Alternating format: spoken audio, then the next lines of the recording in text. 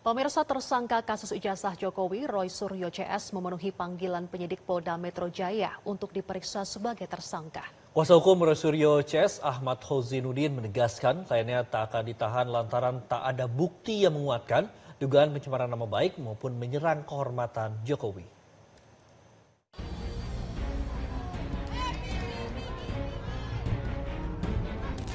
Kedatangan Roy Suryo, Rismon Sianipar, dan Dr. Tifa di Polda Metro Jaya diikuti belasan simpatisan emak-emak yang datang dari beberapa provinsi untuk memberikan dukungan. Kuasa hukum Roy Suryo CS, Ahmad Hozinuddin, menyesalkan penetapan tersangka yang disematkan kepada kliennya itu lantaran tak ada bukti yang berkaitan dengan menguatkan dugaan pencemaran nama baik. Hozin menganggap 700 bukti, 30 saksi, serta 22 ahli tak bernilai jika tak ada relevansi dengan perbuatan yang dituduhkan. Hozin juga meyakini kliennya tak akan ditahan.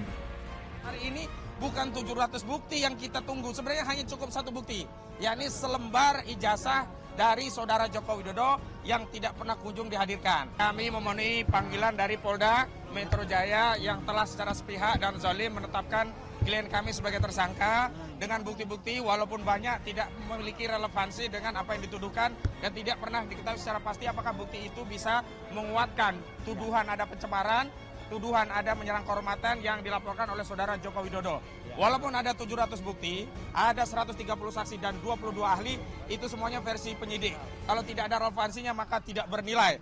Selanjutnya yang harus ditahan karena berkekuatan hukum tetap adalah Sylvester Matutina, karena dia sudah inkrah. Dan Sylvester Matutina saat penyidikan di tingkat kepolisian tidak pernah ditahan. Karena sebelum menjadi terpidana, dia dulu pernah menjadi terdakwa dan sebelumnya juga pernah menjadi tersangka. Dan dalam proses tersangka itu yang pasalnya juga sama, penghinaan dan fitnah 310311 KHP, saudara Sylvester Matutina tidak pernah ditahan dalam prosesnya. Karena itu hari ini sebagai bukti bahwa negara kita negara hukum, Polda sedang menjalankan penegakan hukum, tidak ada proses penahanan terhadap klien kami.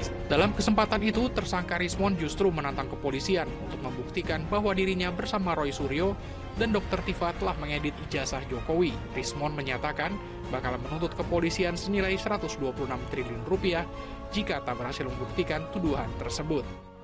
Lebih siap untuk menuduh kami mengedit atau merekayasa. Ya, mana yang kami rekayasa? Kalau itu tidak terbukti nanti saya berencana untuk menuntut kepolisian sebesar 126 triliun rupiah. 1 tahun anggaran kepolisian. Jadi jangan sampai tuduhan itu adalah tuduhan tanpa basis ilmiah. Apa yang kami lakukan, ada itu namanya ilmunya, ya, digital image processing. Jangan sampai ilmu tersebut jadi ilmu terlarang. Memproses citra digital atau video digital bukan berarti merekayasa atau mengedit. Itu berbasis algoritma. Tim Liputan Metro TV. Jelajahi cara baru mendapatkan informasi. Download Metro TV Extend sekarang.